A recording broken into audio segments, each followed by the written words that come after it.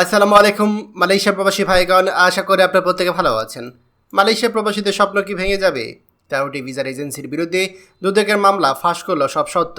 চলুন খবরে বিস্তারিত জেনে নেওয়া যাক।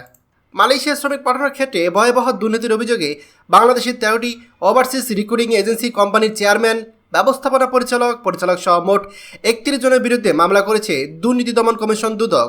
রোববার দুদকের মহাপরিচালক আক্তার হোসেন এক সংবাদ সম্মেলনে জানান, আসামিরা Bangladesh association of international recruiting agency বাইরার বিভিন্ন পদে থাকার সময় সিন্ডিকেট গড়ে শ্রমিকদের কাছ থেকে সরকার নির্ধারিত ফির 5 গুণ বেশি অর্থ আদায় করেছে।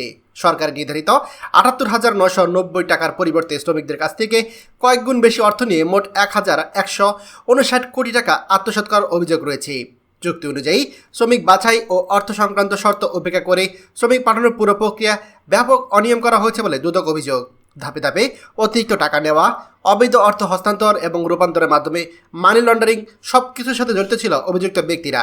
তাদের বিরুদ্ধে দণ্ডবিধির একাধিক ধারা ও মানি লন্ডারিং প্রতিরোধ আইনে মামলা করা হয়েছে। এখানে আসামি করা হয়েছে অনেককে।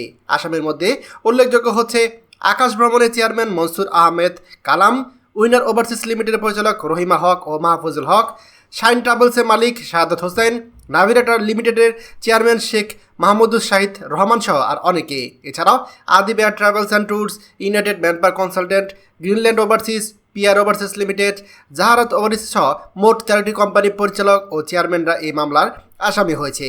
এর আগেও এমন মামলা হয়েছিল। এর আগে একই ধরনের অভিযোগে আরও 12টি কোম্পানির বিরুদ্ধে মামলা করা হয়, যেখানে প্রায় 1,128 কোটি টাকা আত্মসাতের অভিযোগ আনা হয়েছিল। সব মিলিয়ে এখন পর্যন্ত 25 মামলায় 64 জনের বিরুদ্ধে প্রায় 2,288 কোটি টাকা আত্মসাতের অভিযোগে ব্যবস্থা নিয়েছে দুদক। মালয়েশিয়াতে শ্রমিক পাঠানোর ক্ষেত্রে এই যে ভয়াবহ অনিয়ম ও দুর্নীতির প্রেক্ষাপটে এখন নতুন করে সবচেয়ে বড় প্রশ্ন উঠেছে, মালয়েশিয়া কলিং ভিসা আবার চালু হবে কিনা। শ্রম বাজার খোলার ব্যাপারে মালয়েশিয়া ইতিবাচক অনেক বেশি কড়া করে আরোপ করেছে। একের পর এক মামলা ও দুর্নীতির অভিযোগে মালয়েশিয়া সরকার আরও সতর্ক হতে পারে বলে আশঙ্কা দেখা দিয়েছে। বাংলাদেশি শ্রমিকদের জন্য মালয়েশিয়া সবসময় অন্যতম জনপ্রিয় গন্তব্য হলেও বারবার সিন্ডিকেট, অতিরিক্ত অর্থ আদায় ও দুর্নীতির কারণে এই শ্রম বাজার ঝুঁকির মুখে পড়ছে।